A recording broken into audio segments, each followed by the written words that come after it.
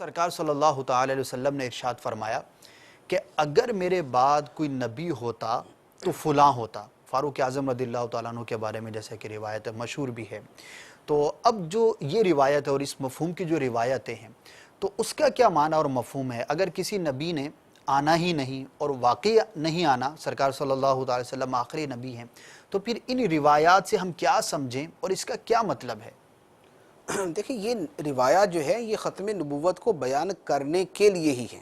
دو طرح ہوتی ہے نا چیزیں، دو طرح کی بات کہی جا سکتی ہے۔ جی ایک یہ ہے کہ میرے بعد فلاں نبی ہوگا، ٹھیک ہے، یہ خبر ہے۔ ٹھیک ہے، تو خبر جو ہے اس کے اعتبار سے تو یہ ہوتا ہے کہ پھر بعد میں کوئی نبی ہوتا ہے۔ جیسے حضرت عیسیٰ علیہ السلام نے قرآن پاک کے اندر آیت مبارک ہے کہ عیسیٰ علیہ السلام نے اپنی قوم سے ارشاد فرمایا کہ میں تمہارے پاس آیا ہوں ٹھیک ہے، مبشرم برسول یاتی من بعدی صحیح، اسمہ احمد، ٹھیک ہے، فرمایا کہ میں خوشخبری دینے والا ہوں اس نبی کی جو میرے بعد آئے گا، ٹھیک ہے، اس رسول کی جو میرے بعد آئے گا جس کا نام احمد ہوگا۔ بے شک، تو اب یہ ہے خبر۔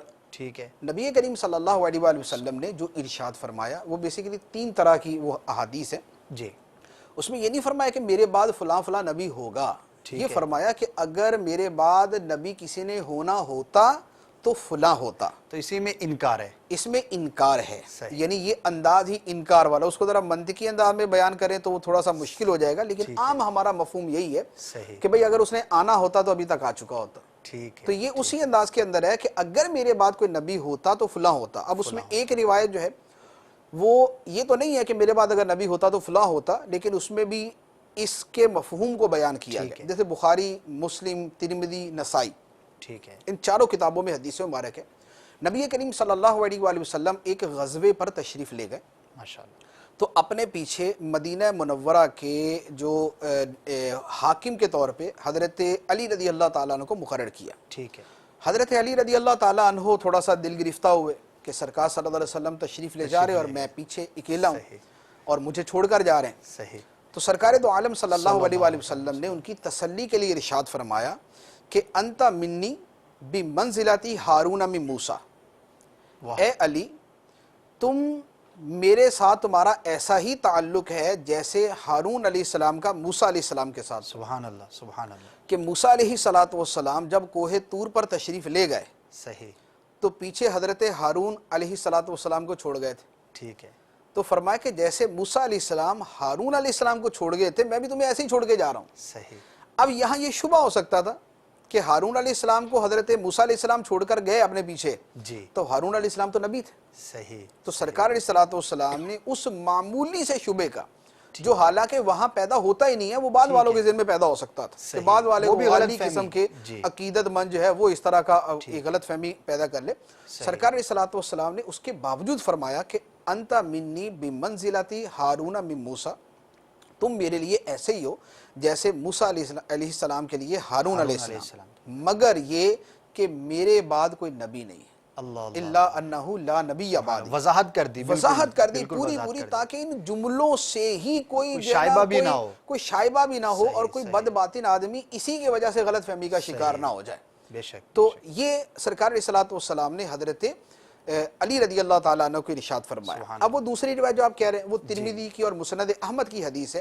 نبی کریم صلی اللہ علیہ وآلہ وسلم نے ارشاد فرمایا کہ لو کان بعدی نبی لکان عمر بن الخطاب، اگر میرے بعد کوئی نبی ہوتا تو عمر بن خطاب ہوتے۔ سبحان اللہ، چونکہ میرے بعد کوئی نبی نہیں ہے، اب یہ اس کا اگلا جو مفہوم بنتا ہے، ٹھیک ہے، ٹھیک ہے، چونکہ میرے بعد کوئی نبی نہیں ہے لہٰذا عمر بن خطاب نبی نہیں۔ تو یہ حدیث مبارک جو ہے یہ اسی کی وضاحت کے لیے کہ سرکار علیہ السلام کے بعد کوئی نبی نہیں۔ تیسری حدیث مبارک جو ہے وہ حضرت عبداللہ ابن ابی اوفا رضی اللہ تعالیٰ عنہ کا فرمان ہے، آپ سے کسی نے پوچھا کہ کیا آپ نے نبی کریم صلی اللہ علیہ وآلہ وسلم کے شہزادے حضرت ابراہیم رضی اللہ تعالیٰ عنہ کو دیکھا؟ تو آپ نے ارشاد فرمایا کہ ہاں دیکھا ہے، لیکن وہ بچپن میں ہی فوت ہو گئے تھے۔ صحیح، کیونکہ اگر وہ زندہ رہتے تو نبی ہوتے، اگر وہ زندہ حضرت رہتے تو ابراہیم رضی اللہ تعالیٰ اگر زندہ رہتے تو نبی ہوتے، لیکن چونکہ سرکار صلی اللہ علیہ وسلم کے بعد کوئی نبی نہیں ہے لہذا حضرت ابراہیم رضی اللہ تعالیٰ عنہ کا پہلے ہی وصال ہو گیا۔ تو یہ احادیث مبارک ہیں۔ ایک حدیث مبارک اسی سے ملتی جلتی حضرت سیدنا ابوبکر صدیق رضی اللہ تعالیٰ عنہ کے بارے میں بھی ہے کہ ان کے بارے میں بھی تصریح فرما دیا گیا کہ نبی نہیں ہے۔ صحیح۔ یعنی کائنات کے اندر جن لوگوں کی عادات، جن کے خصائل اور جن کا مزاج، جن کی طبیعت نبوت کے رنگ میں سبحان اللہ اور نبوت کے نور کے ساتھ انتہا درجے کے منور تھے۔ صدیق اکبر رضی اللہ تعالیٰ عنہ کا مزاج دیکھیں تو حضرت ابراہیم علیہ السلام کے مزاج کے ساتھ ملتا ہے۔ صحیح، نرم دل بہت زیادہ۔ حضرت عمر فاروق رضی اللہ تعالیٰ عنہ کو دیکھیں تو آپ کا مزاج مبارک حضرت موسیٰ علیہ السلام کے ساتھ ملتا ہے۔ سبحان اللہ۔ حضرت علی رضی اللہ تعالیٰ عنہ کو دیکھیں تو آپ کا جو مزاج مبارک ہے وہ حضرت عیسیٰ علیہ السلام کے ساتھ بہت زیادہ ملتا ہے کہ اس میں زہد بہت زیادہ تھا ماشاءاللہ۔ اور عمر فاروق رضی اللہ تعالیٰ عنہ میں اشداء علی الکفار والا وصف بہت زیادہ تھا۔ صدیق اکبر رضی اللہ تعالیٰ عنہ میں رحم دلی اور محبت اور شفقت اور نرمی بہت زیادہ تھی۔ تو جن کے اندر نبوت کی شعائیں یعنی نبوت کے فیض کی شعائیں انتہا درجے کی چمک رہی تھی، ان کو سرکار صلی اللہ علیہ وآلہ وسلم نے ایک ایک کر کے بیان کر دیا کہ نبی نہیں۔ تو جب اتنی عظیم ہستیاں جو ہے ان کے بارے میں یہ صراحت فرما دی گئی تو اس سے ایک یہ بات بھی سمجھانا مقصود تھا کہ کوئی دوسرا شخص سرکار علیہ السلام کے بعد نبی نہیں بن سکتا۔